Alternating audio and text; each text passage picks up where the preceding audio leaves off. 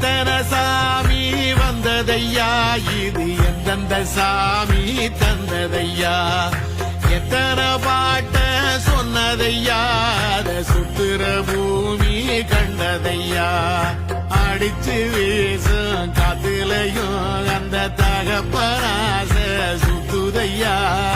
பிடிச்சு பூக்கும் விதையிலும் ஒரு வம்சத்து கதையே உள்ளதையா 100 தலைமுறை சேர்ந்து செதுக்குன ஈர நலம் இது பாறையா வாழும் வரையிலும் நீயும் விதைக்கிற